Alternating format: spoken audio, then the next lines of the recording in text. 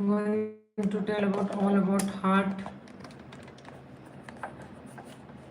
in a short scenario, and this is the first one which I want to tell.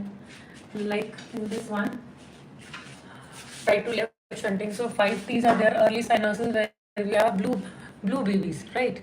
So in case of a blue babies, 5Ts, truncus arteriosus, which is the most common form, and it is mostly in the VSD. Second one is transposition of great vessels, where due to failure of aorticopulmonary septum, they don't spiral.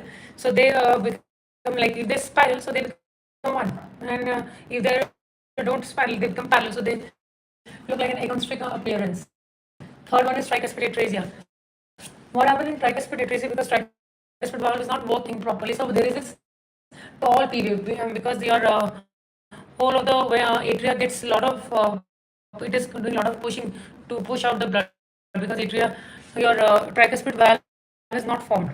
So in that scenario, your harder push makes the atria, right side of the atria more contract, right ventricular hypertrophy.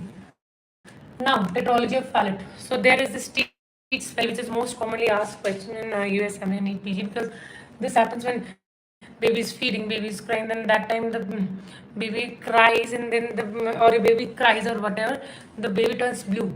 So in that scenario, this is called a teeth spell. If you can see this one. Then tetralogy of Fallot pulmonary tubular stenosis. There is this right ventricular hypertrophy. There is overriding of aorta. There is this VSD. Fifth one is PVR, that is total anomalous pulmonary venous return.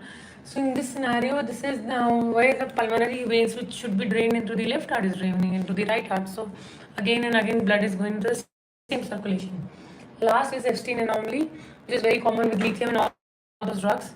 So in when the mother, it's a teratogenic, if mother is taking for bipolar disorder, lithium and something, so Epstein anomaly is very common problem in newborn. So there is this arterialization of the ventricle.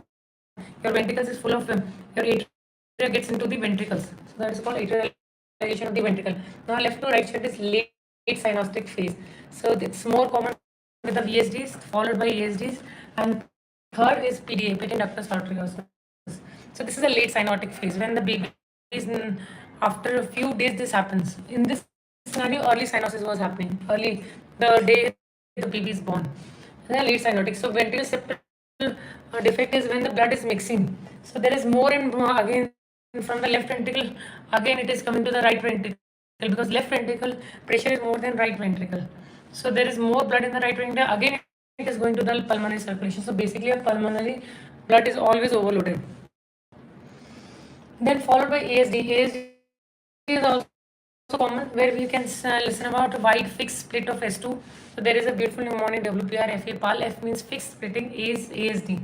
So when atrial septal defect, you can S2 is fixed. It is not changed with the inspiration expiration. So this is distinct from the patent foramen ovale. How is it distinct?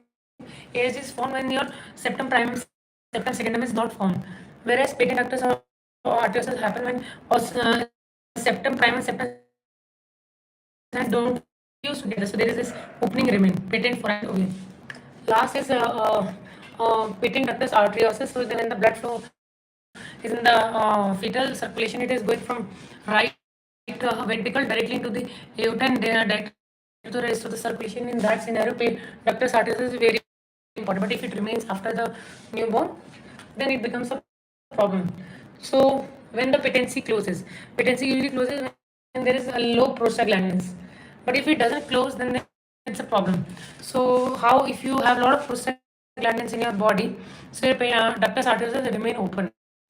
But if you want to close it, you can give NSAIDs, because they are anti-prostaglandins. So you can remember by this mnemonic, endomethacin is an NSAID which ends the patent ductus arteriosus, patent ductus arteriosus. So in that scenario, but